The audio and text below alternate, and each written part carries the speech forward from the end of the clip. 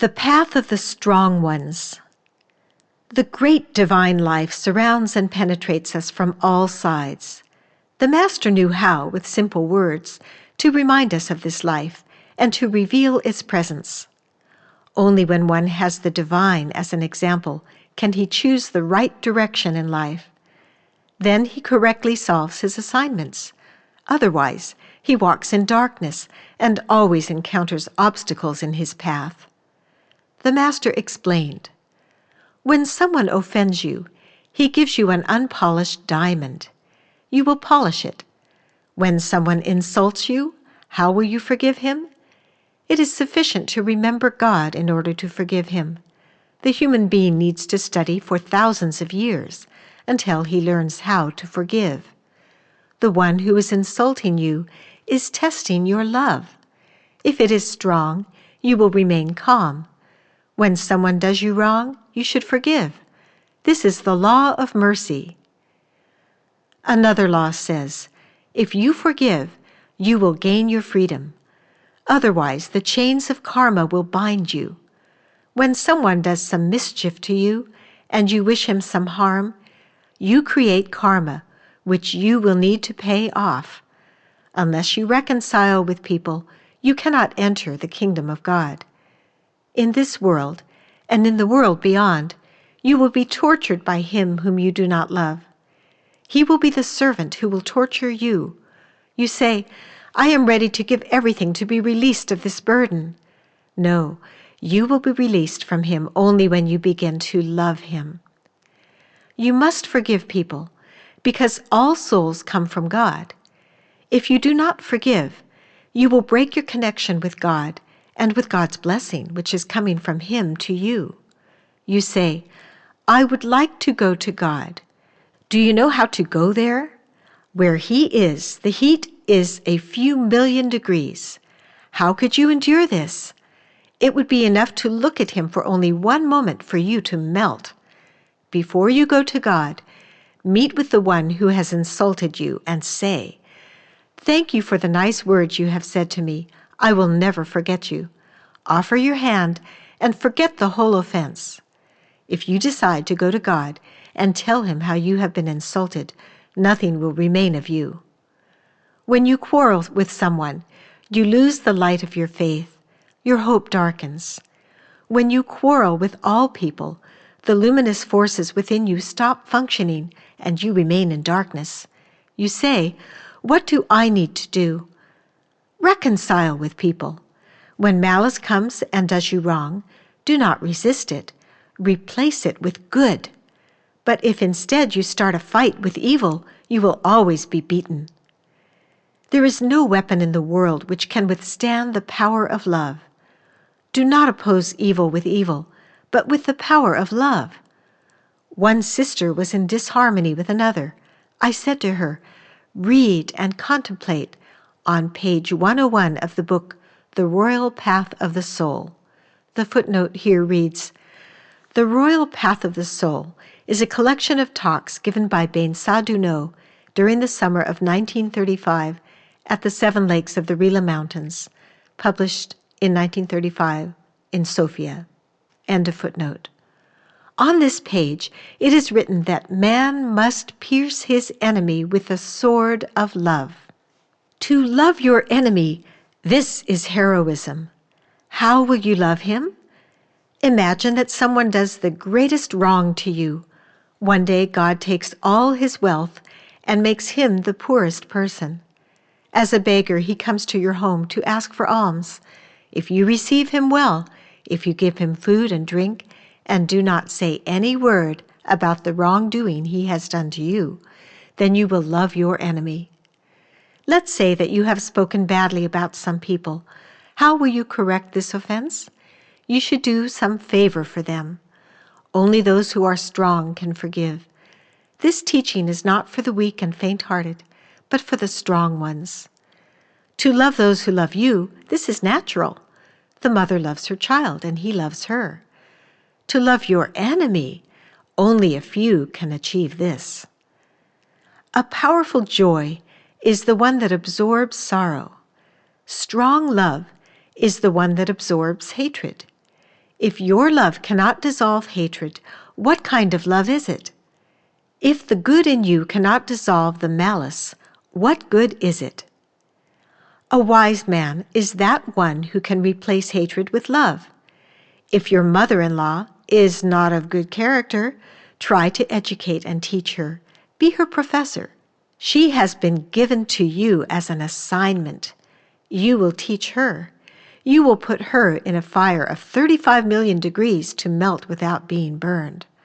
After she passes through the fire, from having been your enemy, she will become your friend. This means that a powerful fire is necessary for all.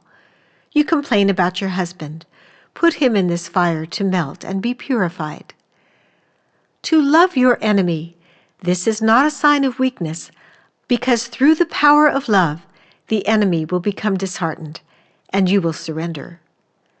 When someone treats you in an unfriendly way, in turn, you should treat him well. Then his state will be transformed. The good in him will conquer the negative, and he will change. Someone receives you coolly. When you depart, pray for this person. Then he will think, I gave a cold reception to this person, but I will change my attitude. Next time, I will give him a cordial welcome. The scripture says, when someone's path is pleasing to God, he reconciles him with his enemies. The footnote reads here, see also Colossians chapter 1, verses 10 through 22. End of footnote. When someone is offended in your presence, tell the offended one, do not be angry with him. The faults of other people are our faults as well. Everyone who reconciles without love commits a crime. Someone owes you 10,000 leva. Think, could I, in the name of love, forgive this person's debt of 10,000 leva and forget about it? If you would like to forgive him, take the promissory note and put it into the fire to burn. Do this experiment without hesitation. Some people would like to enter the kingdom of God without experiments. This is impossible. You will pass through the fire and will burn all of your promissory notes, that is to say, all misunderstandings, all grievances and insults, and you will emerge from the fire purified. The new agriculture. The small farm was harvesting the fruits of its labor. The threshing floor was readied in front of the house. All of the brothers and sisters were participating in this. After the harvest was winnowed and sorted, the wheat berries were stored in the granary. After the last threshing, we gathered around the master in the yard, and he told us, without harmony, nothing can be accomplished. Why does deprivation exist in so many nations? Because harmony is lacking.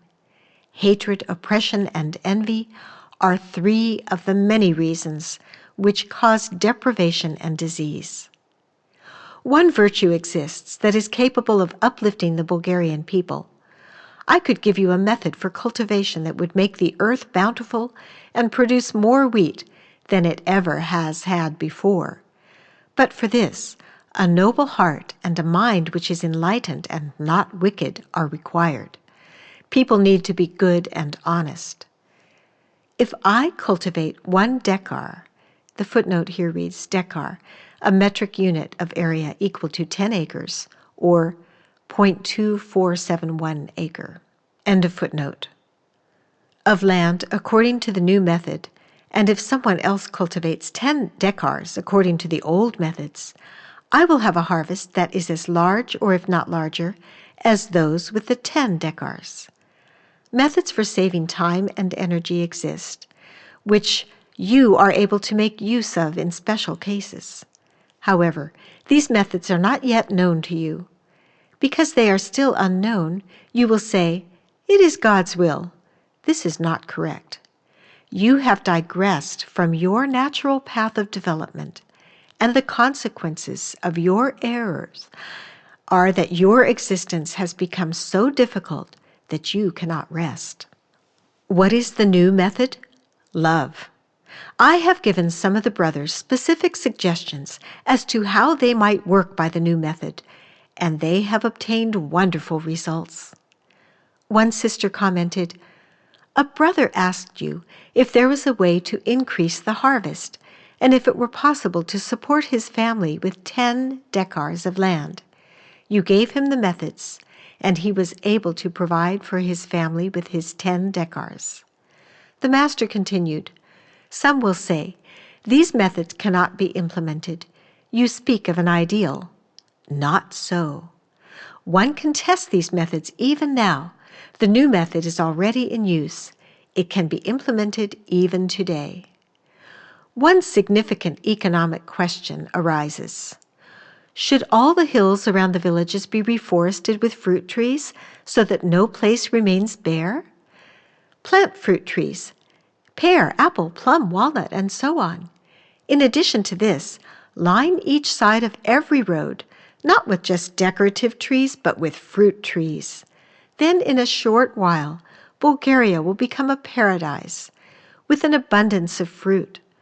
Bulgaria will then have sufficient food because fruit provides all of the significant nutrients. This is the direction toward which man must consciously work. This consciousness needs to permeate the entire Bulgarian nation, the desire to plant everywhere those fruit trees which are in harmony with the particular climate and soil.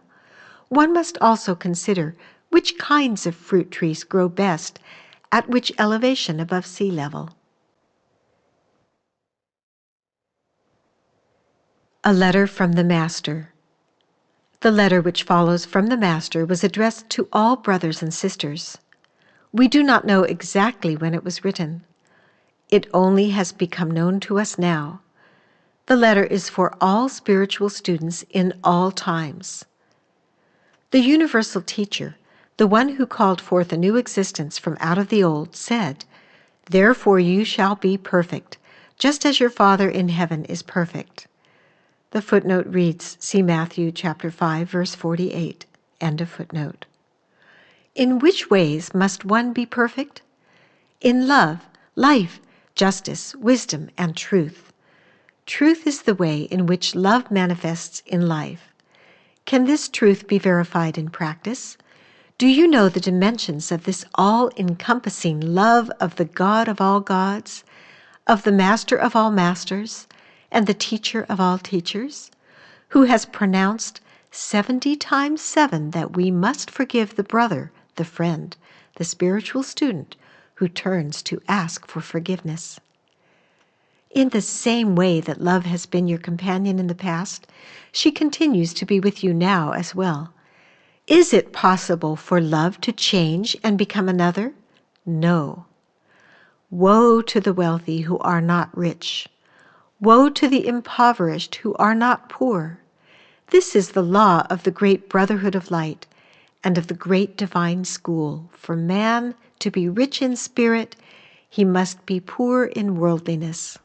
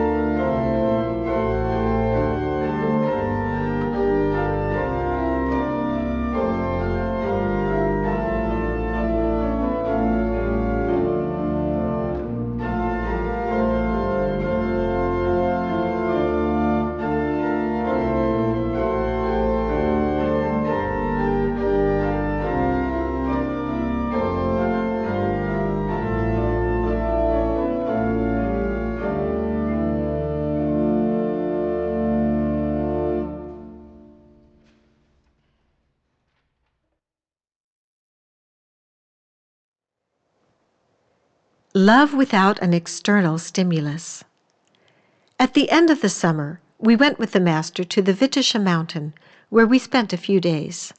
We made ourselves comfortable in the small mountain hostel under the peak Ostritsa.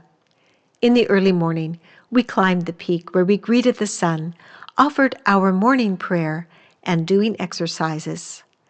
A new day was beginning, a day unexpressed until now, and unique as the word of the Eternal.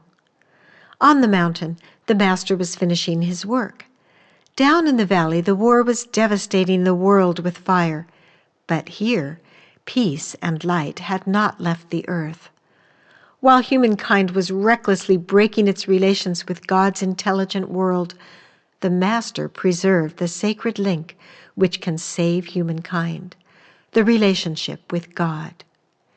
As he talked to us gathered on the mountain around him, he spoke to humankind, the contemporary one and the one of the future. His deep and penetrating vision perceived the tragedy of contemporary people, and his hand showed the path of salvation. For that purpose he came to the earth in these times. The world of love is the true, the real, and the great world. The Master came for it. He was living in it. He was speaking about it in the earthly language of a small nation. Love was already approaching the earth. The Master revealed its laws to us, its richness and power, its unity and universality. The Master could foresee the future, the great sentient life, the life of love, toward which humankind approaches according to the ordinances of the eternal divine law. The Master said, if you want to free yourself from the old, accept love. In order to keep love within yourself, guard the sacred rule, love without expecting to be loved. In this respect, be like God. He loves without expecting to be loved. There is nothing greater for the human soul than the aspiration to love every human being of God's creation. Love as the sun loves. When the sun rises, it sends forth light to all living beings, ugly and beautiful, small and great. The true human being never regrets that he has loved. He loves without being concerned if he is loved or not. This is love without an external stimulus. Do not think that when you love someone, he is indebted to you. You say, nobody loves me. This is not your concern. Do not expect people to love you. Your first thing is to love people. If people love you, this is their own concern. You do not have the right to have an oar in every man's boat. Divine love always gives and never thinks of receiving. Love is like a wellspring which flows continuously. One of the rules of love states, guard the freedom of others as you guard your own. Someone impedes the freedom of others and limits them. Why? Because he is outside of love. You tell someone, you do not love me. Leave him alone and do not interfere with his love. He is free to love you or not. The only thing that no one can take away from you is what you manifest by yourself. Nevertheless, man comes to the opposite conclusion and says, the other must love me. One says, I love someone, but that person does not love me. Why are you concerned if that person loves you? You cannot demand that others love you. This is not your right. If you love someone, nobody can interfere with your love. This is God who is manifesting through you. Nobody has the right to interfere with God's affairs. Do not call upon God to account for how much he has given to whom. If you were in harmony with the great law of love, you would not worry if others love you or not. If you are not in harmony with this law, even when you are loved, you will still love with inner anxiety. It has been said, do not judge. The footnote reads, see also Luke chapter 6, verse 37, judge not, and you shall not be judged. Condemn not, and you shall not be condemned. Forgive, and you will be forgiven. End of footnote. You judge people for not having the love toward you that you desire. He who has divine love gives without expectation. Man enjoys the love which he has within himself and does not look for it in the external. Love is as such. You give without thinking about it, and you do not ask to be honored or rewarded for this. When your friend becomes cold toward you, you should not change your attitude toward him. This is moral. You need to know that man is a collective being and is therefore not always responsible for his actions and feelings. Man's actions are both collective and individual. Do not demand people to love you, because love is the most free act in nature. It manifests without restraint. As long as a teacher wants his students to love him, he appears foolish to them, because he wants something for himself. But when he loves his students and wishes them well, they will begin to love him. Someone says, "I want people to love me." If you have made such a choice, you will meet great contradictions in your life. If you demand to be loved, you will suffer. You say, "I love no one anymore because no one loves me." In this case, you are a merchant. You meet someone and ask him if he loves you. If he loves you, there are reasons. If he does not love you, there are reasons as well. Thus, when he loves you, be happy, and when he does not love you, still be happy.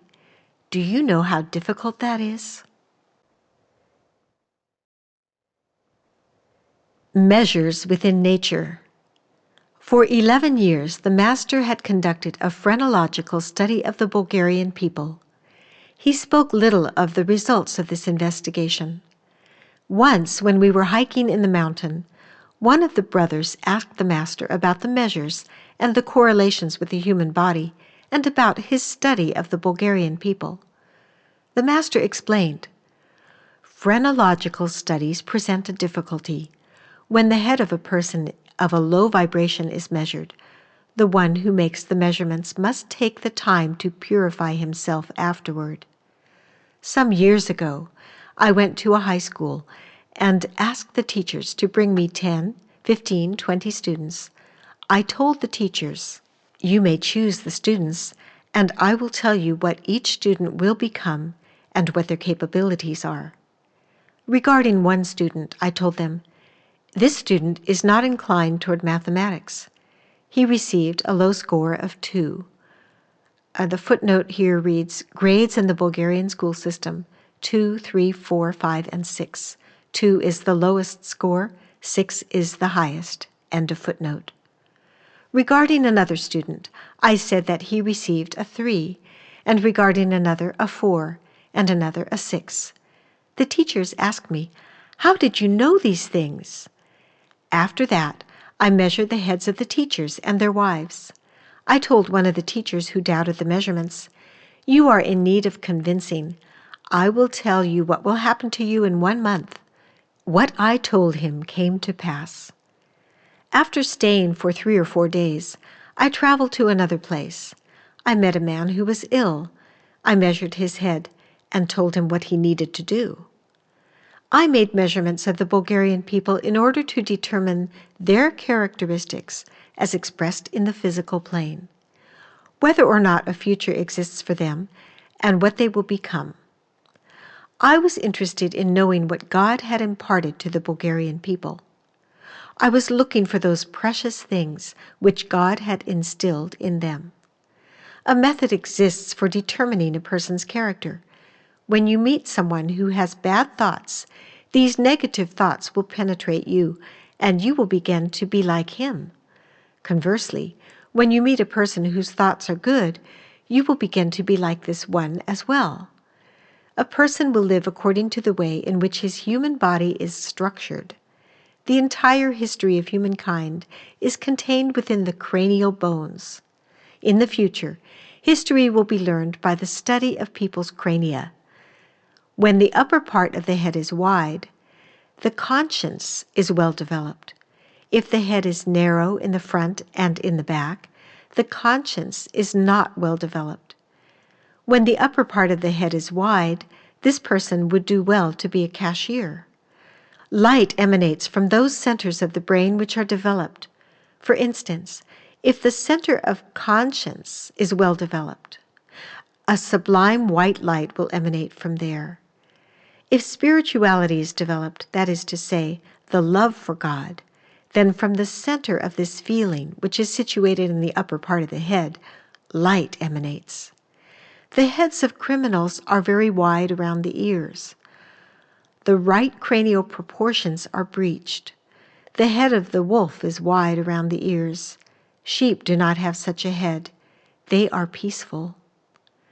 If I were to give my data to people, the whole truth, regarding the determination of character, and they were to attempt to read a person's existence from his head, face, hands, and so on, then they would only look for the negative characteristics in one another. For me, a person is like the seed of a beautiful apple. When it is sown, it will give fruit. Each person is interesting in his own way. A portrait of a person in politics was shown to the master. He said, "Here, the distance from the ear to the bone of the nose is short, and from the ear to the back part of the head is too large. This shows that he is a materialist, and that he is only now beginning to work in the field of science." The intelligence and capabilities of a person can be determined by the measurements of the forehead, nose, and chin. The correspondence between the width and height of the chin gives measurements through which human intelligence can be discerned. If the forehead is high and narrow, intelligence is limited. If the chin is low and wide, such a person has breadth, but not depth. The chin is the realm of the soul. The chin is small because the soul is far away. The nose and the cheekbones express the life of the heart, and the forehead expresses the world of the mind. A person's will is expressed through the chin. If the chin has a cleft, if the chin is dipped between its point and the mouth, this indicates loyalty, friendship, and devotion. If the strength of a person starts to diminish, his chin will diminish as well, and his thumb will become shorter. Only the one who is intelligent, honest, and good can transform his body, that is to say, improve his forehead, nose, and chin. The least improvement in the emotions is capable of improving your nose. The least improvement in the will can mold the chin, and the right thoughts will bring improvement to the forehead. The lower part of the forehead represents the objective world, whereas the upper part, the subjective. The forehead is divided into 3 parts. The lower part is the world of information. The middle is the world of laws, and the upper, the world of cause and effect. The lower part of the forehead perceives the facts. The middle catalogues it, and the upper structures and consciously disseminates it. All of the sciences of measurement, phrenology, physiognomy, and others as well, have been distorted. Everything has been used for the material affairs alone. At present, only the defects of people are being studied. It is necessary to enter into the real science. It is necessary to determine the norms for the nose, the mouth, the eyebrows, and so on. If they correspond to the norms, then they have the right normal structure. The entire body should have the right proportions. The length of the nose shows intelligence, the width, the intensity of emotions. A wide nose shows warmth, and the long, lightness. This is known by only a few artists. The wider the nostrils are, the more active is the person. The largest width of a nose is 4 centimeters. Such a person will be distinguished by a tremendous emotional activity. Whatever the work which he begins, he will finish. The upper lip is active and the low passive. The lips need to be equally wide. Should the upper lip be wider, a person will give more and receive less, and vice versa. People whose lips are thick are slow-moving. If the lips are particularly thin, this too is not good. If you have a child whose lips are thick, you need to know how to educate him in such a way as to influence his energy. If a person's emotions are overactive, his lips will thicken. One is able to determine the manner in which a person will live from his ears. As a person develops, his ears will move further back, and the distance between his nose and ears will increase. Those who are not inclined to mathematics will not possess receptivity, and their center for mathematics will be poorly developed. In sum, the memory capacity is poorly developed. The center for the memory is in the middle of the forehead. Few people have a well-developed memory capacity. Should a person have thin eyebrows, this softens his character but weakens his will. If the eyebrows are very thick, his will is strong, he is very observant, but at the same time, coarse. Judiciousness exists in those who are observant. People with thin eyebrows have much sensitivity and intuition, but less judiciousness. The eyebrows of an honest person have a definitive number of hairs in his eyebrows. Those who are not honest are missing a certain number of hairs. The specific number of the hairs for the eyebrows is determined by the invisible world. The one whose hair is long is magnetic. He possesses much energy. And conversely, the person whose hair falls out is not magnetic. He is hot-tempered. The hair is a conductor of good feelings. The reason for hair loss does not come out of a single lifetime, but from those over many generations. The hair of an intelligent person is soft and fine. When the hair is coarse, this indicates that this person has lived in a coarse environment which has undermined him. When the hair is soft, this indicates that the person has lived in an environment that is favorable to his development. The hair of the eyebrows relates to the laws of the divine and the angelic worlds. The hair of the head relates to the whole of creation. Each hair represents a great natural law. Hairs operate as antennae. In the future, the human face will be more beautiful. Modern people have an ideal in mind, but it is difficult to find a right image for the human face at the present. Some people have rectangular faces. People such as these are very active.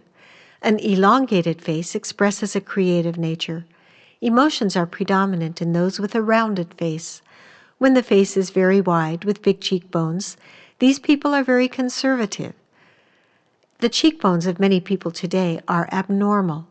It is necessary to take into account the proportions as well, that is to say, what the relationship is between the nose, the ears, the entire face, and so on. A person's character is determined not so much by the lines of his face, which are static, as it is by those lines which are dynamic. The curved lines which are present in the ideal human being approximate straight lines because they have a large radius. People who have many curved lines study things objectively from up close. One who is bent on destruction, his face is densely covered with hair and has a receding chin. His nose will be shorter than most, his forehead and his ears will be smaller. These are indications of degradation. Every negative thought and every negative emotion are imprinted in the face. It will gradually become coarse and distorted until it completely loses all human expression. This happens not only with individuals, but with entire societies and nations. Do not attempt to ruin a beautiful divine thought. The nose, the ears, the eyes, and so on are alive. We must not treat them harshly or roughly, but gently and delicately. What God has created is magnificent. The upper part of the hand, the part covered with hair, represents the masculine principle, and the lower, the smooth part, the feminine principle. Lines cover the upper segment of each finger underneath the skin. These are concentric in some fingers, in others spiral-like. In the latter, there is better influence. When we shake hands, we place the thumb over the other's hand. This indicates that we are telling the person with whom we shake hands to walk in harmony with the divine life. You have feet, but you do not know how to walk. Do you understand the significance of the way you walk? A person can determine how you will act throughout the day just by the way you walk out the door. A sister asked, "Are there certain indications by which a bad person can be distinguished from a good one?" Yes, there are people who emit certain unpleasant smells. The ideal human being should possess male and female characteristics at the same time. When curved lines predominate in the face is feminine. When the straight lines predominate, the face is masculine. In the ideal human being, there is the balanced combination of curved and straight lines. When we complete our studies of all the sciences in the human and angelic worlds, we may then enroll in the first grade of the divine school. Some think that they know much, and yet, how much is it that they actually know? Ideas about music.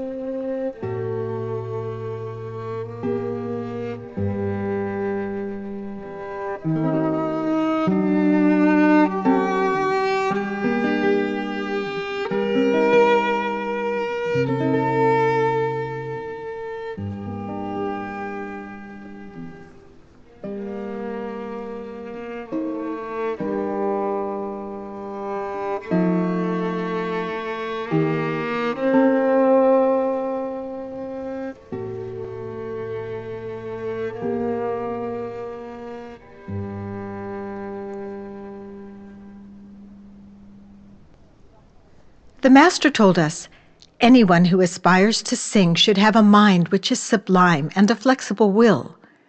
Music exists which is suffused with light and warmth. It is known as the music of the emotions. In reality, this is not music of the emotions, but the music of love. However, the real music of love has not yet been given to humankind. Contemporary music is not the music of love.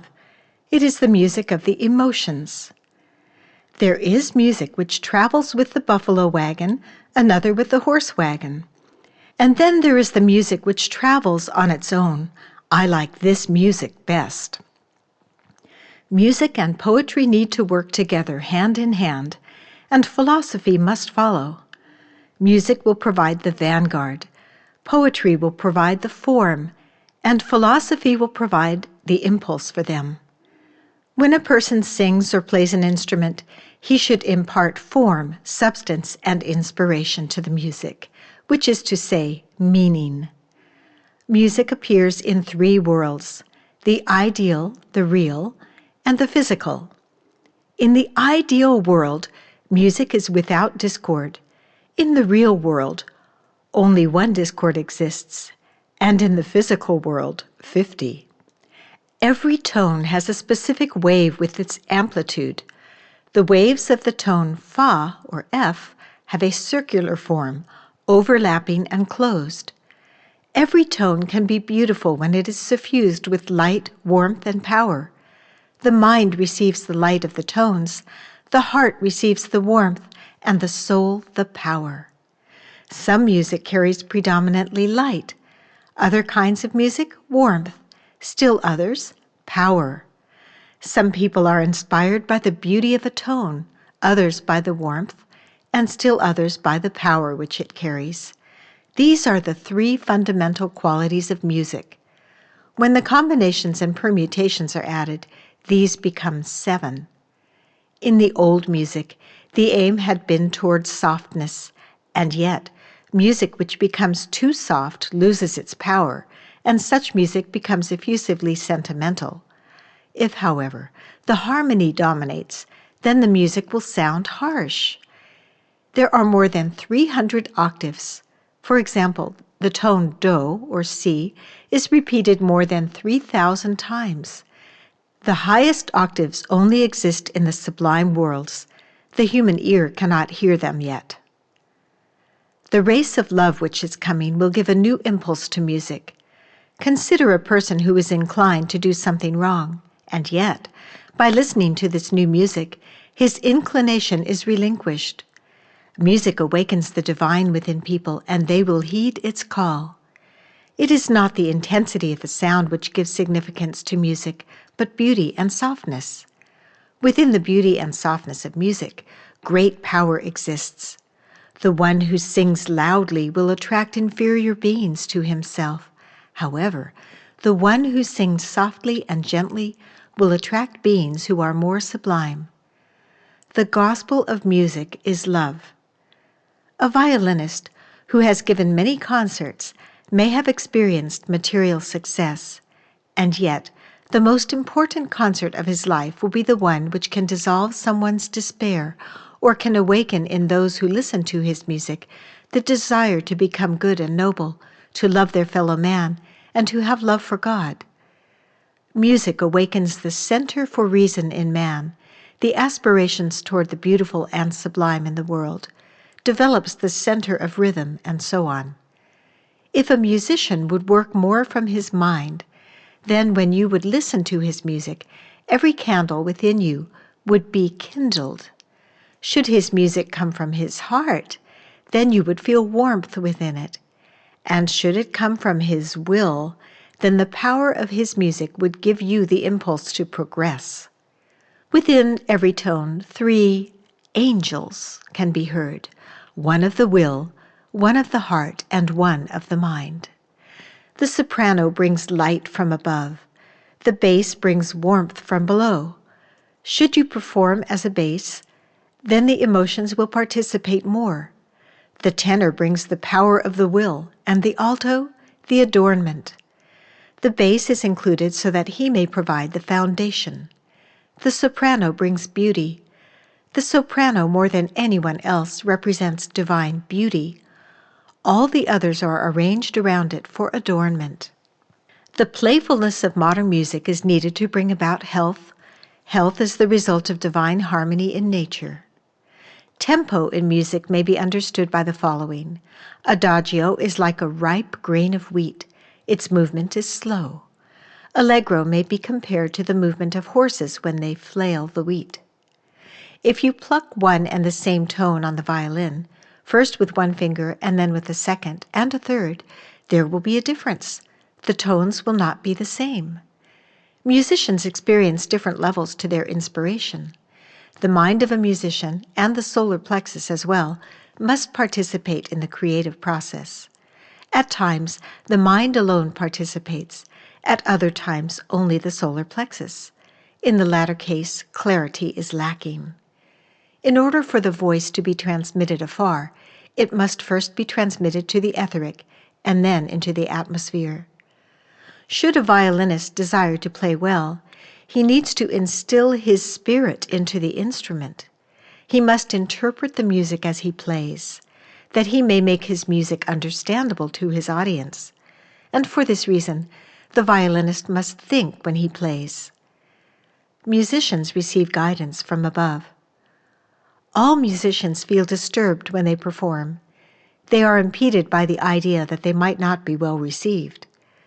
A musician must be given total freedom of expression when he performs, that he may develop a rapport with his audience. What will help a person to sing well during his performance? He should love his audience. Musicians must be able to feel in their hearts the soul of a people. A fundamental rhythm exists, a rhythm that is common to all of humankind, and yet particular nuances for each culture exist within this rhythm. In some of the songs of the music today, the lyrics do not correspond to the melody. For example, one verse might be in ascension, whereas the melody might be in descension, and vice versa. It is better when right correspondence exists between the lyrics and the melody. Whenever a gifted musician plays, the divine within his music is spread throughout the earth for the good of all. When the angels play their music, the trees blossom. The entire plant kingdom is created through music. Wherever flowers are in bloom, if you have a perceptive ear, you will hear music. Wherever the angels sing or play, the trees grow. The buds of their branches blossom with leaves unfurled and give forth fruit. Music becomes a physical manifestation. The fruit is the end result of the angelic music. Should a violinist or singer perform for the fruit trees or the wheat in the fields, the fruit trees would mature as would the stalks of wheat, and more fruit and grain would be given forth. One can conduct experiments in this direction. In order to tell if somebody is a good musician, we will ask him to play and then observe whether or not the flowers blossom. Music, which is combined with movement, is able to transform a person's state with ease. When a person speaks, he should speak musically, not in a monotone. I understand this to mean when a person speaks aloud, this should sound like music. Whenever a musician plays, thousands of beings from the invisible world participate. The musician of genius is a product of collective effort.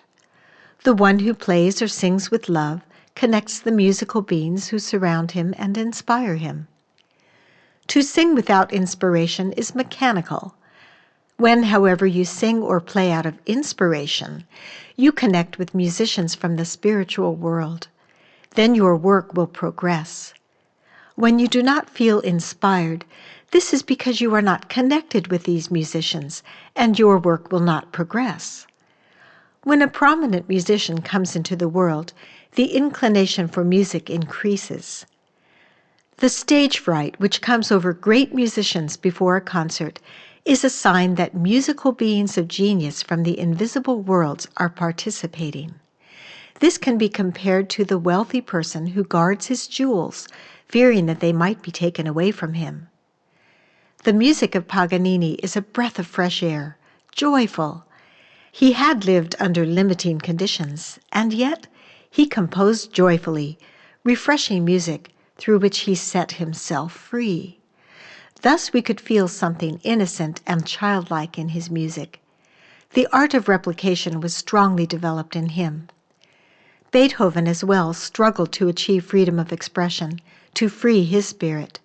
Therefore, the themes of struggle and freedom are found throughout his music. Through his music, Beethoven tells us, "The music which has set me free will set you free as well."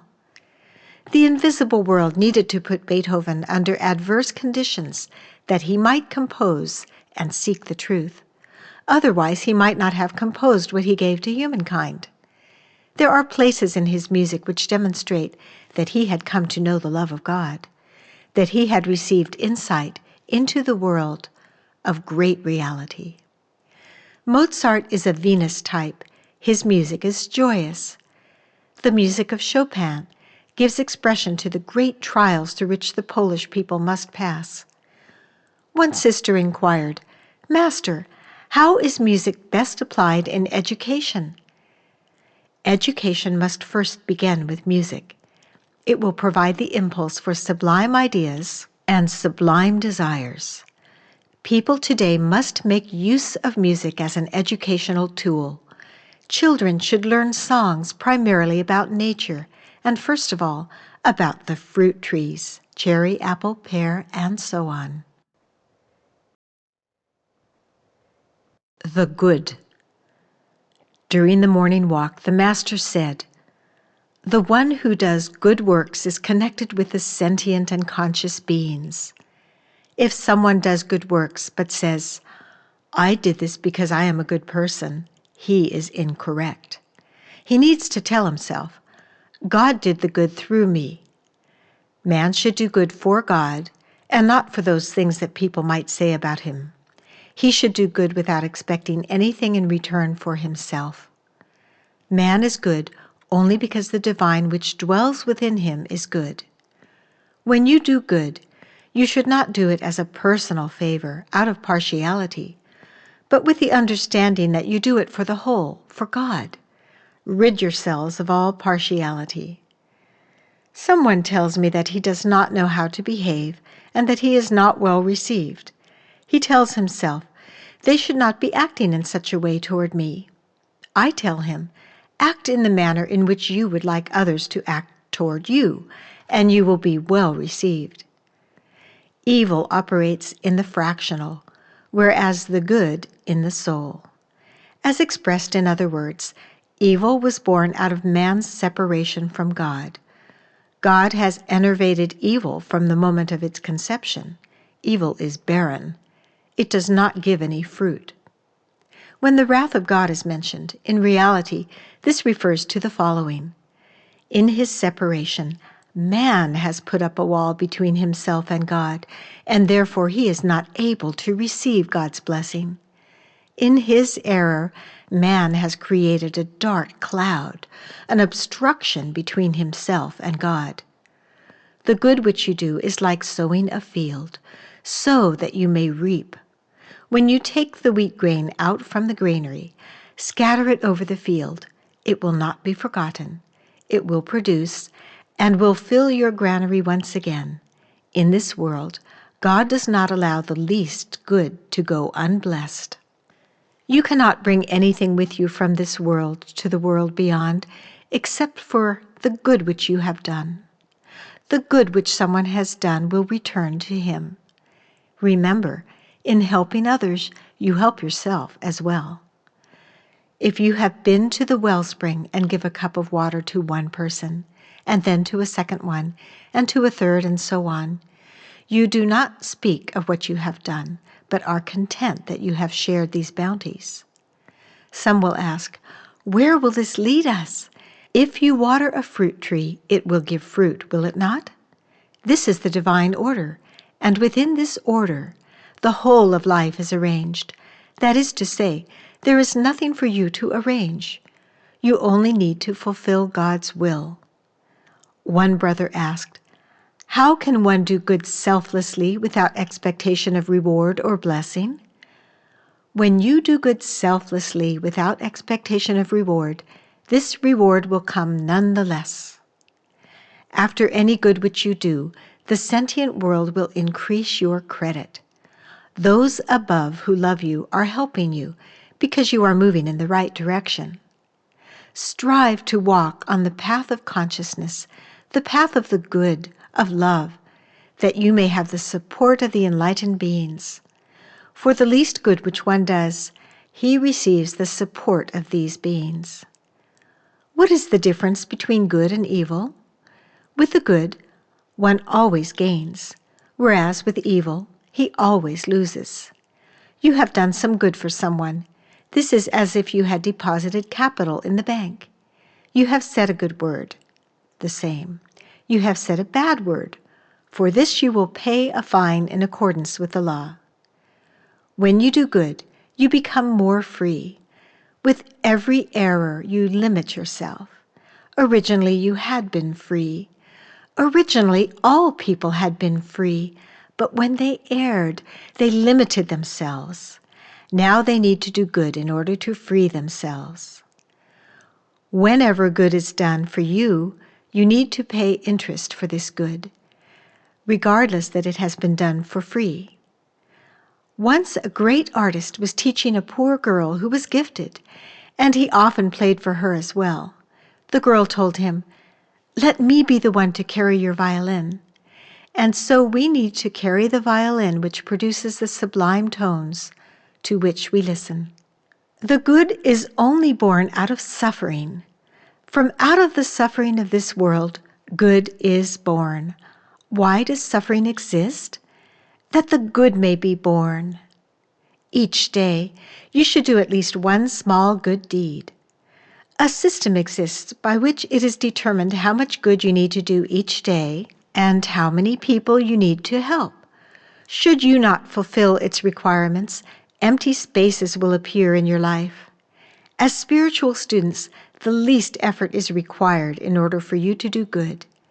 It might take you a minute or only a second, but your future will depend on this. Should you fail to spend not even one moment each day to do some good out of love, this demonstrates that you are not able to apply the law of love. Conduct an experiment in the field of love, beginning with the smallest amount of good. And first try to do this for one whom you do not love. To save an ant which is drowning, this is an act of heroism. Why? It is because you are fulfilling God's will. God takes care of even the smallest of beings. Do for some person what no one has ever done for him. Co-workers with God. The days came for the meeting of all the brothers and sisters. Despite the difficult conditions, people arrived from all over the country. The house was filled with people. Many of the guests accommodated themselves in the garden. It was a time of great suffering and trials. People were killing each other according to plan, methodically, scientifically. The uncertainty of life was overwhelming everyone. Only here, in this brotherly environment, could joy shine, peace reign, and active consciousness exist. Here one could relax and feel that he was in a refuge. In reality, it was love who was creating the miracle, but it was necessary for us to possess knowledge of its laws, rules, and methods of application. All this knowledge was given by the Master in his lectures and talks. Early in the morning, we came together for our prayers, and after that, the Master gave a lecture. Throughout the entire day, he accepted guests and conversed with them. From time to time, he went out under a big walnut tree, and then, with all of us gathered around him, a conversation began. First, the mother serves the child, and when the child grows up, it needs to help its mother. When someone wants to plow the field, does he wait for the field to come to him? No, he goes out to it. When someone wants to take water from the wellspring, does he wait for the wellspring to come to him? No, he goes to the wellspring. This means that we should not wait for God to do everything for us, but that we as well need to work. Man can live in one way alone, by serving God. We want to serve God because we have received everything from him. We have had his trust, and he has given all of us his blessing throughout the centuries. And if we do not want to serve him, where is our righteousness?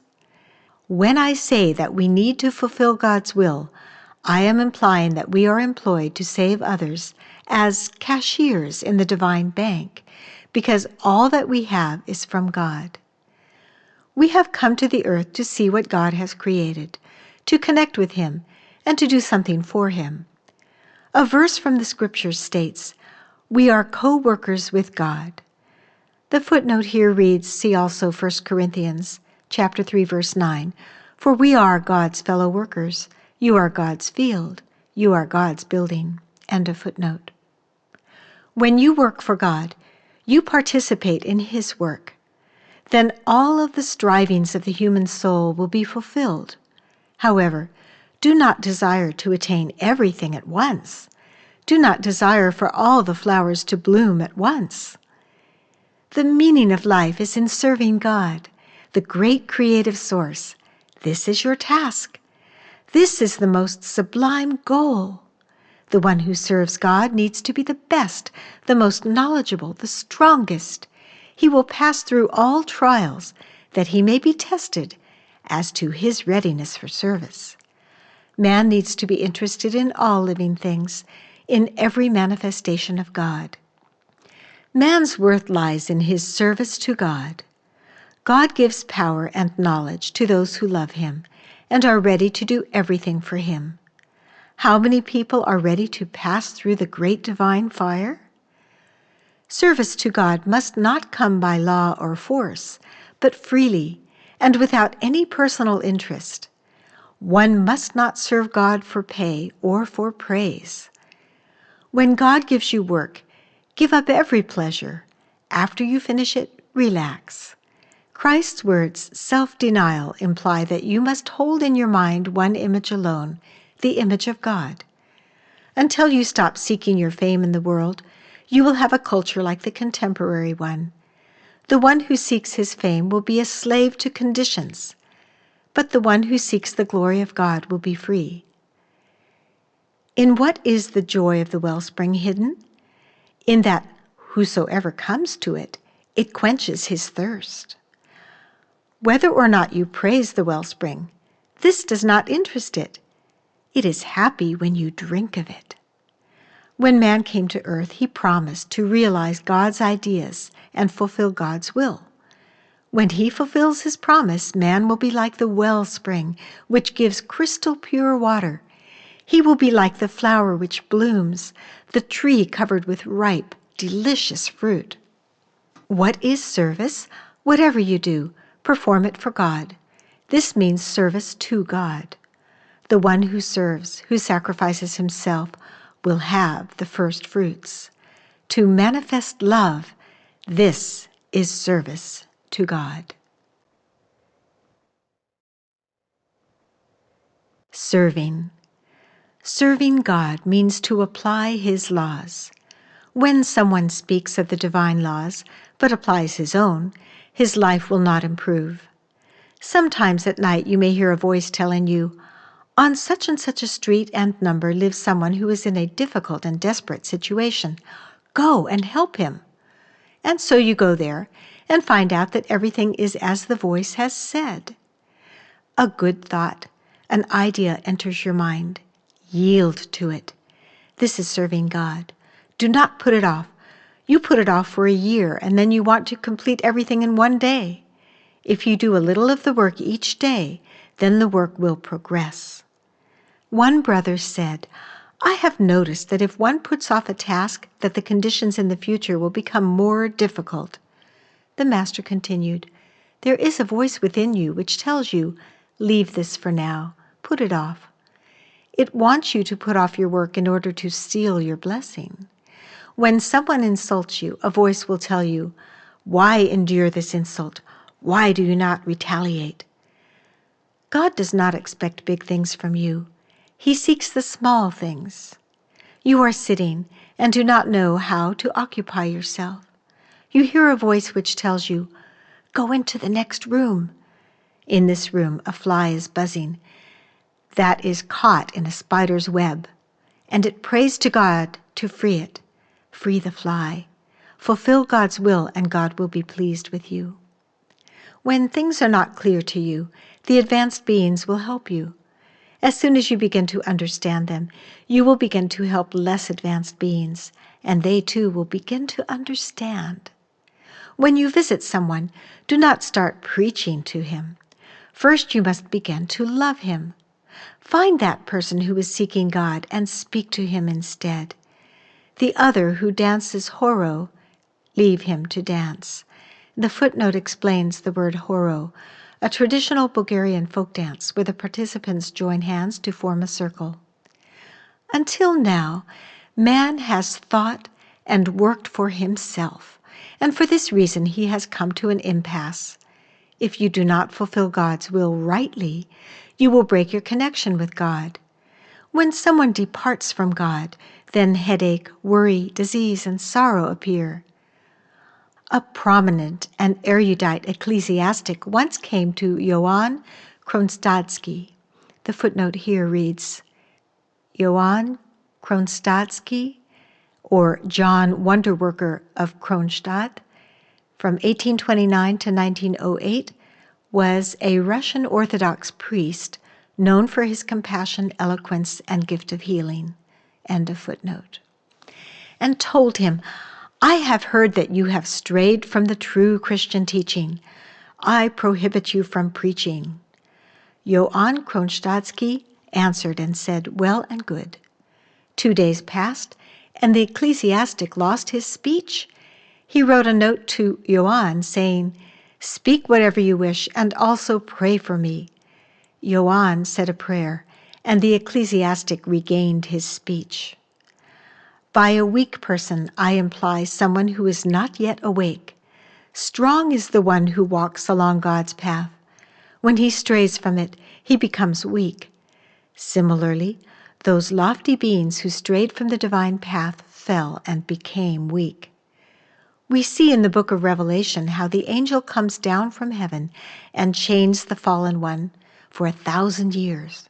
I ask, what kind of power is this which is so great? The fallen one did not comprehend where the real power lies, in the actions which are in accordance with the divine will and in serving God. When you do something for God, you gain energy and power. God is just. When we serve that master who is just, we will become just. A law states, when a person does something which is pleasing to God, he will feel joy, and when he errs, even in the least way, he will feel sorrow. When you feel sorrow, this indicates that you have done something wrong. Feeling joy indicates that you have done something good. When you begin to live rightly, peace and light will come to dwell within you. But when you start to do evil, darkness will set in. If you do not fulfill God's will as you should, you will encounter a lion along your path, and it will devour you. If a person is feeling indisposed and he begins to serve God, his indisposition will vanish. If you desire to keep your thoughts and feelings sweet, you need to serve God. If all people would serve God, they all would be happy. The one who serves God has everything. He has all the favorable conditions for his work, as does the woman who has wool in her house and can make out of it anything that she wishes. That is to say, she is not deprived of the good conditions. But the one who does not fulfill God's will become both rich and poor. But the one who does will be neither rich nor poor. If you feel within yourself that you have gained something, then you have fulfilled God's will, and the blessings will come on time. Otherwise, they will be delayed. Every person who serves God is successful and protected. The one who does not seek to serve God and the good is lost. When one does not serve God, the great omniscient cause, his life will become meaningless, and in the end, he will be unhappy. When a man has God's blessing, all intelligent beings will help him, and his affairs will be arranged. Let each and every one serve God in his own way, and all things will be set right. When we do not use our mind, heart, and will for the service of God, we can attain nothing. Someone is saying, "When I settle my affairs, then I will serve God." The one who is not working for the fulfillment of God's affairs will never settle his own. If you desire for your affairs to work out well, first work for God, because in this case, you will be investing your capital in the divine bank. When people give nothing to God, he sends to them burglars, to whom he tells, "Because these people are rich and do not give anything voluntarily, let them give it to you." And so they enter a rich man's home, rob it, and leave. After they leave, the rich people say, "These burglars took a lot of things, but thank God that they left us alive." We need to understand that all which we have is God's, and not ours alone. Ownership cannot exist in the world because private property does not exist. In that moment when you embrace the idea to live for God, it eradicates all error. Through disease, you pay for your debts. The moment in which you instill the desire to serve God within yourself, he pays them off for you.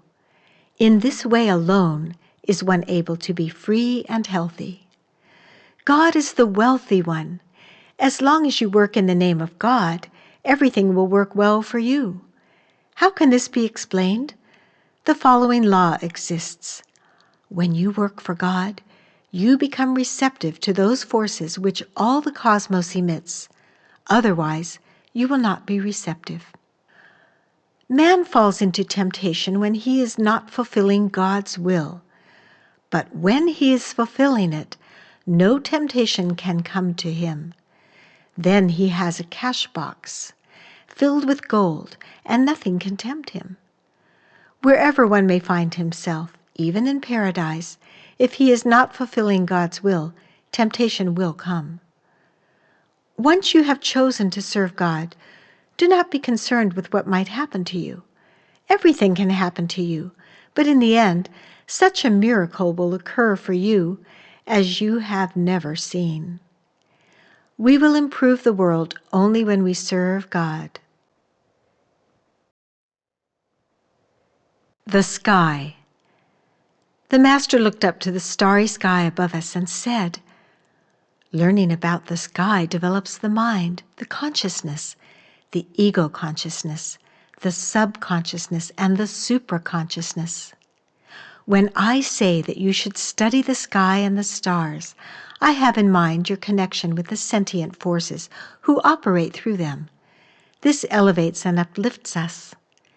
From the sun comes an electromagnetic current which envelops the earth and turns it like a transmission drive. The earth's axis has moved several times. When the plants came into being, the North Pole had been down and the South Pole had been up. When the animals came into being, the Earth's axis had been horizontal, that is to say, in a position vertical to the present one. Our solar system orbits around the central sun of our universe. One solar year is equal to many millions of Earth years, the time in which the solar system completes one full revolution. On the other hand, our whole universe, with hundreds of millions of stars, moves as a whole toward another place in the cosmic space, and after a time, another universe, another stellar formation, will come in its place. The laws of human development. Morning walks were taken regularly in the small community. The Master usually went with a small group of friends in the early hours of the morning. To the east, dawn showed its beautiful color. The high clouds were covered in gold and purple from the sunrise, and the last stars were fading in the west. The light in the pale sky changed, as if the pages of a giant book were being turned. The Master liked very much the solemn morning silence, the moments of blessing before the earth awakens. In these hours, the air was the purest, fresh and cool from its contact with the universe. The Master, who never missed the hours which belonged to the great life, did not miss the first rays of the rising sun. During one of those morning walks, in a conversation, the Master said, "Man comes to earth to go to school for a special program assigned to him. It is determined for almost every day what needs to be studied. Man is sent here for school and for an excursion. Do you know from where you have come? You have been unhappy, and in order to be consoled, you have been sent on a trip with a free ticket. You are tourists. Man should thank God for this excursion. When he returns home, he will always bring something. While he travels, he should keep notes. Upon his return, he will tell his friends what he has seen. Man cannot accomplish all his desires in one incarnation. Therefore, he will come to earth many times until he fulfills them and attains perfection. Someone comes to earth in order to atone for his misdeeds, another to become perfected. Another one comes to help others. For these three things man comes to earth. When you are sent to reform, this is not by your free will. You come by law. When you are sent as a student to learn, to improve, you are a little bit more free. And when you have come to help, you are even more free.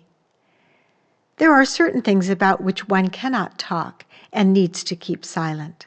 Someone asks, "Could you tell me about my past?" I answer no, because if I speak, the relationships among you from the past will come to light. There are many bad memories from past incarnations, and if one remembers them, they will hinder him. Man has passed through different nations in order to come to perfection. Every nation is a laboratory of the invisible world. Man has passed through different schools as well. He has filled all levels of social status, both of a master and of a servant. What is old age? It is an affliction of the human flesh. For the human spirit, there is no old age. The spirit knows how to work and how to conserve its energy. When man liberates himself from his karma, he will come to earth of his own free will.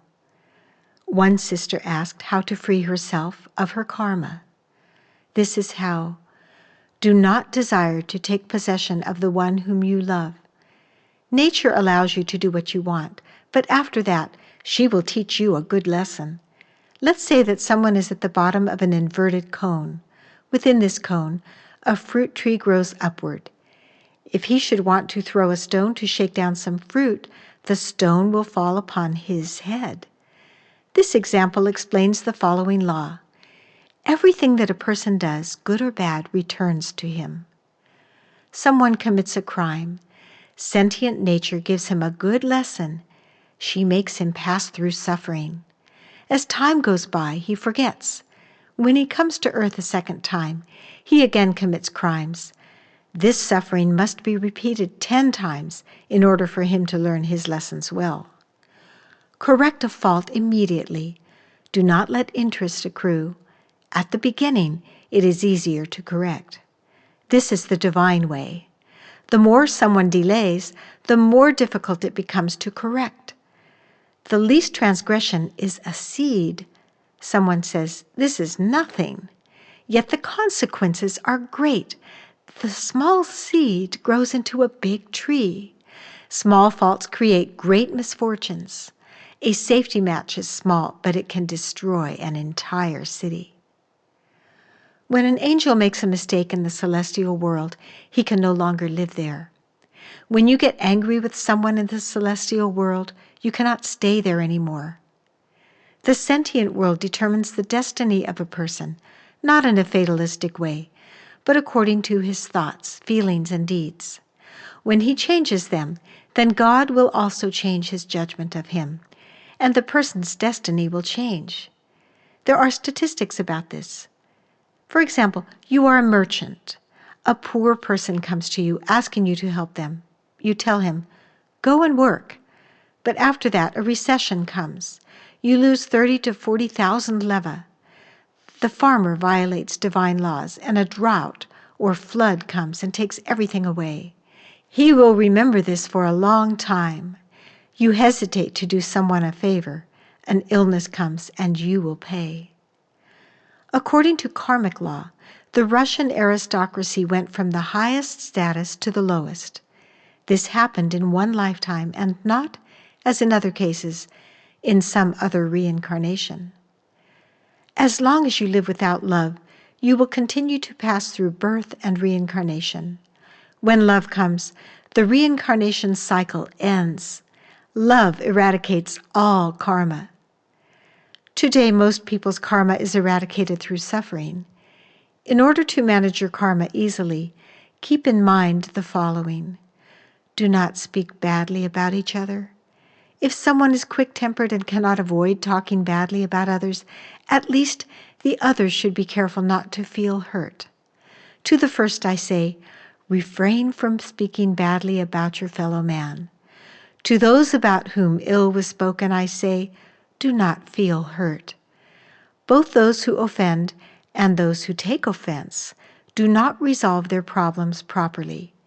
Karma then comes to resolve them. Karma is strict and implacable.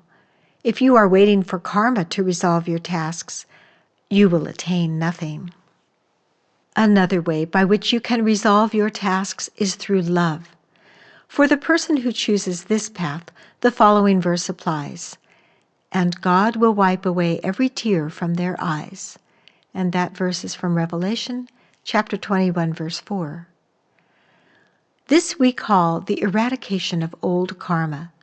All people are entangled in it. Relinquish it. One day God will erase all human error. Karma will be erased and will remain only as a movie. Man will then see what he has been in the past, what he had been doing. The past will be erased as karma, but will remain as a film. We need to leave the realm of karma. There is no solution to the issues in it. It is a deviation from the divine path. Dharma is all those conditions that are favorable for development. Dharma is blessing.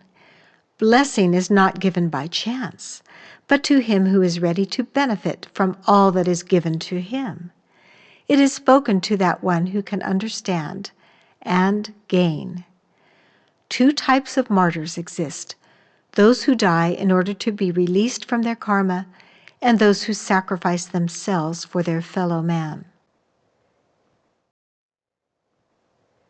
Gratitude. Our modest luncheon under the walnut tree in the yard finished with a short blessing and a few songs. The master looked around at us, smiled, and said, "Everything which has been given to us, I have been paying for in an invisible way.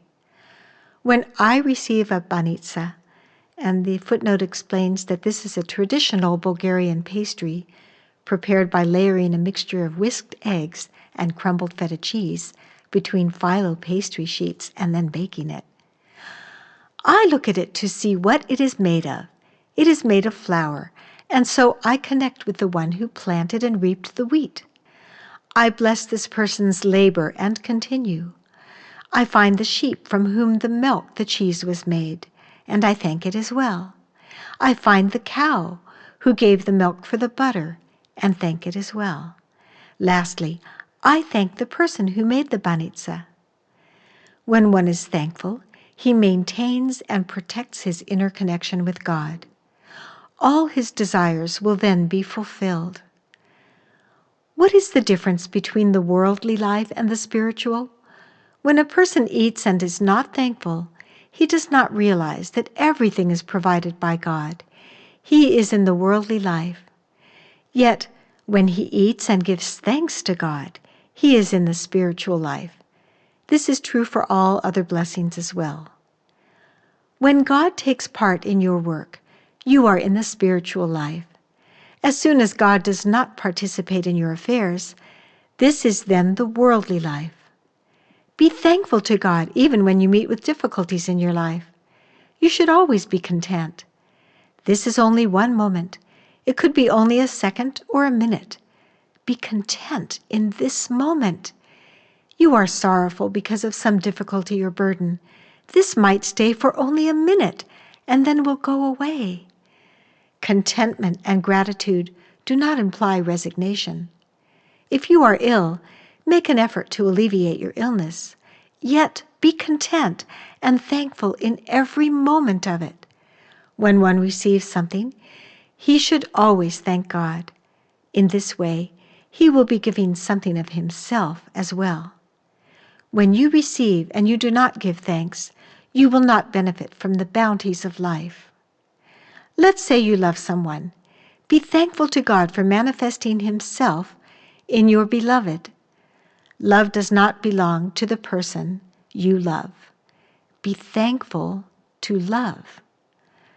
Gratitude is expressed by sharing part of what you have received with others. One sister asked, "Master, how can I give thanks for the attentive way in which you received me in our conversation yesterday?" By showing the same attention to others. The one who comes up to a cherry tree and eats of its cherries but does not give thanks to God has no understanding of life. Man suffers because of his ingratitude. Someone is discontent, and yet God has given him many talents which he has not developed. Lack of gratitude hinders this person's development. When someone is not satisfied with what he has, he will descend to a lower level and start to manifest some animal qualities. You have a small joy. Be glad and give thanks for it. Do not wish for a greater one. Imagine that you have a tattered hat, worn shoes, and worn clothes. Someone comes and brings you a pair of shoes. Thank God for the shoes, and the other things will come as well. If you do not give thanks, the shoes will also disappear. To the one who is thankful for the least virtue, the other virtues will come as well. When you travel and are satisfied with the weather, even if it is not so good, it will improve. We require great things in order to express our gratitude. Be satisfied with the small things. The one who is satisfied with the least will attain the greatest. The one who is satisfied with the least blessing, it will grow and give abundant fruit. We wish for things to happen our way. This is the original sin. God has created the world, and we should desire for things to occur in accordance with His will. A great book exists, which contains all knowledge. It will be given to you when you obey the following rule. When you rise in the morning, first, give thanks to God for the life which He has given you, for the mercy with which He has showered you, and for the sublime thoughts and feelings which He has sent to you. The 3 stages of the new culture. We greeted the rising of the sun on the mountain. It was still dark in the valley below, but here it was already light. The air was pure and fresh, like water from a wellspring. We offered our morning prayer, performed our exercises, and then sat down on the grass around our beloved teacher. The warmth of the sun penetrated us like a blessing from the Eternal One. We were silent for a long time, listening to the still, small voice. The Master told us, "Love is the path for all who abide in God. Wisdom is the path for all to whom God makes Himself manifest. Truth is the path for all who are learning to serve God. Each day of human existence must be the one in which love is made manifest, wisdom is made manifest, and truth is teaching us how to serve God. Let love be fulfilled in you as a measure to bear life. Let wisdom be fulfilled in you as a measure to bear light. Let truth be fulfilled in you as a measure to teach you how to fulfill God's will. Freedom ensues from truth. Man is free, but he must not misuse his freedom. We are set free by the divine which dwells within us. Love resolves all contradictions. Without love, man cannot make sense of this existence. Wisdom overcomes the contradictions of the mind. Truth overcomes the contradictions of human will. Love builds harmony in the world. Wisdom is man's highest peak. It resolves the contradictions between good and evil. It puts them both to work. Truth is the greatest leader. It directs all of the cosmos. Divine wisdom is the most difficult to learn. Even the adepts, the angels, and the gods have fallen when they encountered the trials of wisdom. Love is the greatest force in the world, and yet wisdom and love are required that love may be applied.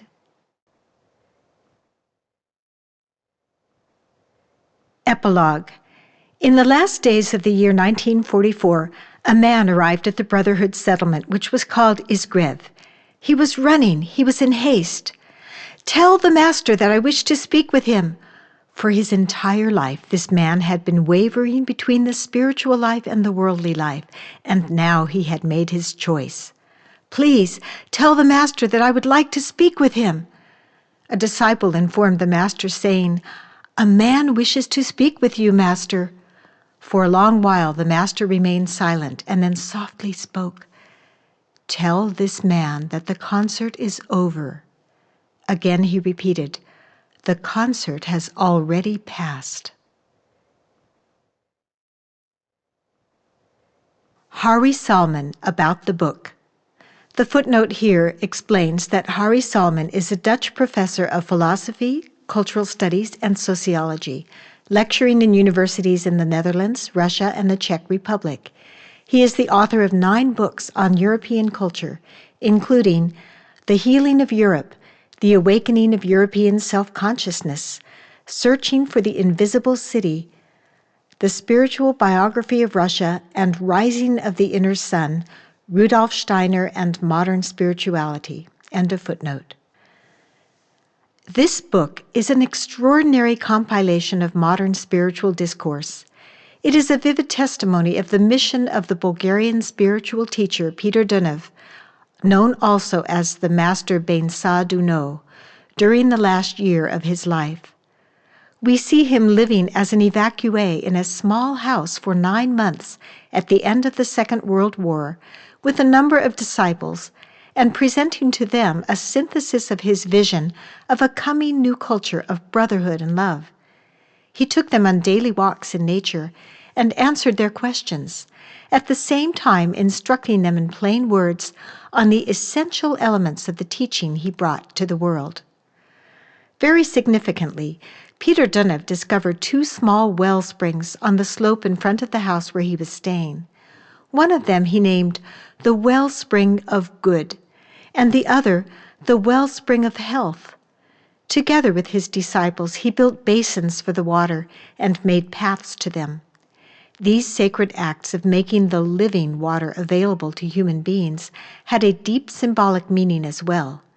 The teaching he brought from the school of the great universal brotherhood is a wellspring of the new spiritual life. Before humanity can receive the new culture, it should first go through a process of cleansing. The Master explained that this is the reason for the tribulations of the 20th century. This purification process is the eradication of old karma. Through suffering, we pay off our old debt. He pointed out also the positive ways of receiving the new life through love. During the last phase of the Second World War, Peter Douno gave new hope to humanity. The problems we have to overcome are temporary and part of the initial stage of the second coming of Christ that, according to him, began in 1914. The return of Christ is, in fact, the central theme of modern spirituality, which calls humanity to awaken and abandon the old way of life. The words of Peter Douno introduce the reader of this book to a way of modern spirituality. It includes new care for our health, what we can learn from nature, a new experience of music and sacred dance, panyarythmy, insights into the basic laws of human life, a new vision of educating children, an awareness of the gifts of love, and the way to work for a new social order that is based upon this love. Among the teachers of modern spirituality, Peter Douno occupies a special place.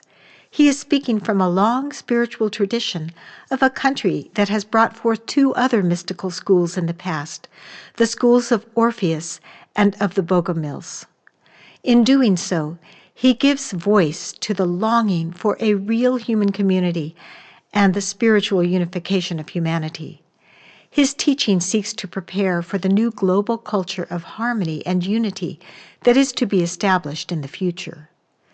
During the horrors of the Second World War, Peter Douno vehemently spoke out against the bombing of unprotected cities and the tendency to justify wars ideologically. He expressed disapproval of the weapons manufacturers who declare new wars in order to remain in business. This remains true for our times. People need to work for a new culture of love and return to the wellspring of good, heeding the words of Peter Douno. The good that you do is like sowing a field, sow that you may reap. In this world, God does not allow the least good to go unblessed. About the Master Beinsa Duno. And the light shines in the darkness, and the darkness has not overcome it. Quote from John chapter 1, verse 5. Peter Konstantinov Douno was born on July 11, 1864, in the village of Nikolaivka, Bulgaria, to the family of an Orthodox priest. When he was 24, he traveled to the United States for graduate studies, receiving degrees in medicine and theology. 2 years after his return to Bulgaria, at the age of 33, Peter Douno was called by Christ to impart his teaching and took the spiritual name Beinsa Duno. The master Beinsa Duno began his mission by offering lectures to a small group of followers. He preached the divine teaching of that love which brings life, that wisdom which brings light, and that truth which brings freedom. Eventually, his disciples grew to include many thousands in Bulgaria and abroad, and in 1927, a settlement was created for his community of followers near the Bulgarian capital of Sofia. The master called the settlement Izgrev, which means a rising sun. There he lived among his disciples and established an esoteric school for young people. Esoteric classes were provided for adults as well. He gave daily talks to his disciples, and his Sunday sermons were open to the public. Music held a special place in the life of the community.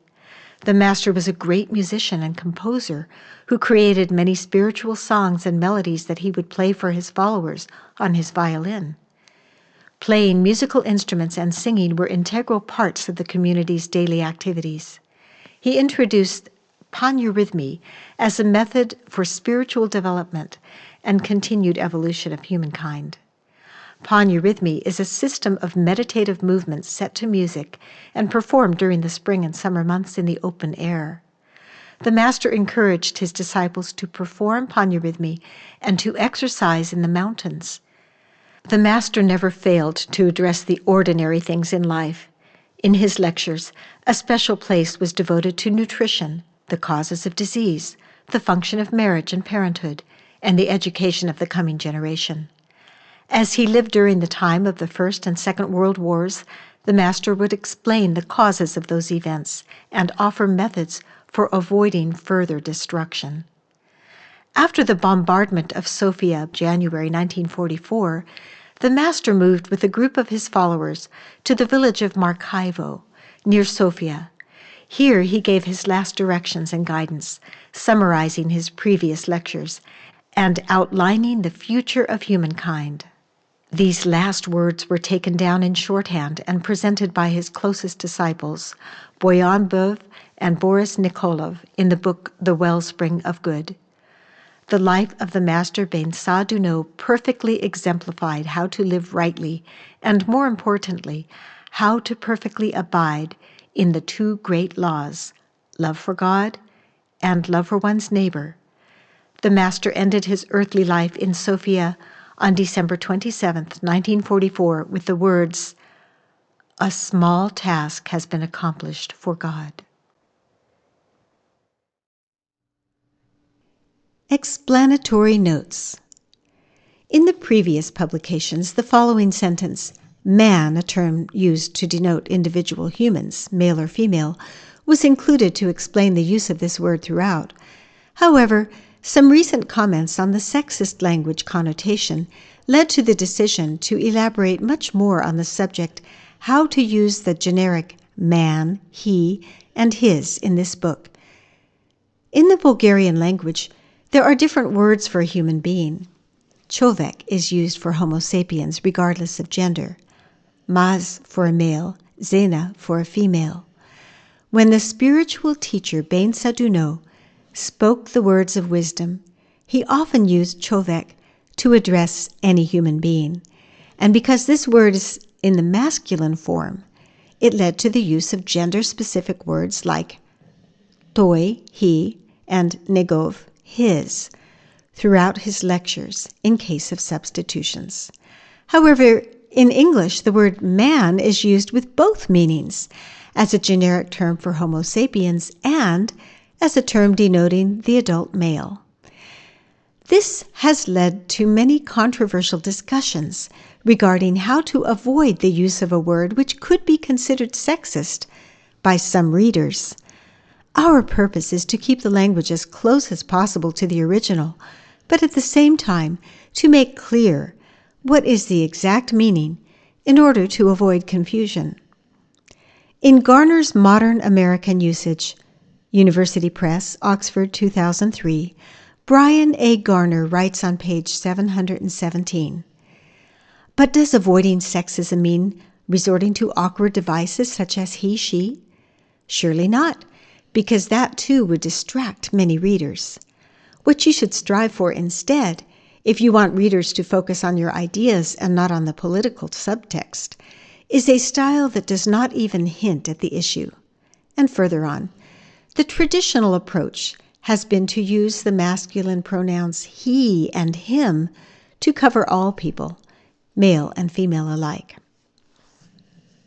In a similar line of thinking, we decided to include this note as an explanation in the hope that the readers will focus on the meaning and depth of the message brought by the Master Beinsa Duno, rather than being distracted by the form of some words. We replaced, where it was appropriate, man with one, someone, person, or individual, but this was not always possible to do without changing the meaning of the words spoken by the Master.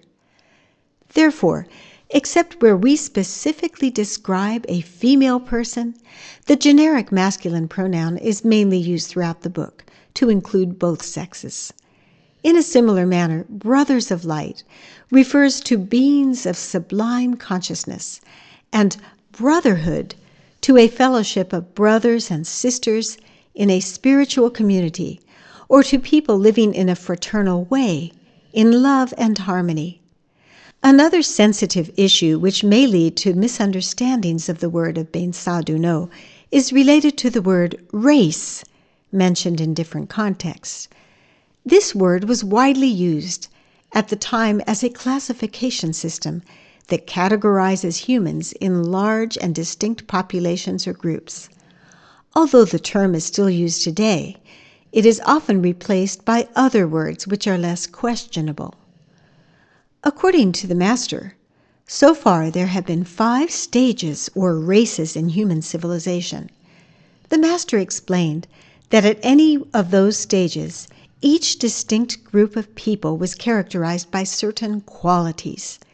He believed that the 6th stage, which he called the new epoch of love, was approaching, and that it will include advanced people from all nations, races, ethnical and social groups. He called the people of that new epoch of love the 6th race. We replaced, when possible, the word race by another word. However, in some passages, this was difficult without changing the meaning of the Master's message, which always focuses on uniting all human beings in love. I hope you enjoyed this unabridged production of The Wellspring of Good by the Master Beinsa Duno. Copyright 2012 by Bialo-Bratstvo, Publishers, Bulgaria. All music used in this production is composed by Peter Dunov. For more information on the works of the spiritual teacher Beinsa Duno and available materials, please visit the websites www.beinsaduno.org, and that is spelled BEINSADOUNO.org, or the website www.everabooks.com, and that is spelled EVERABOOKS.com.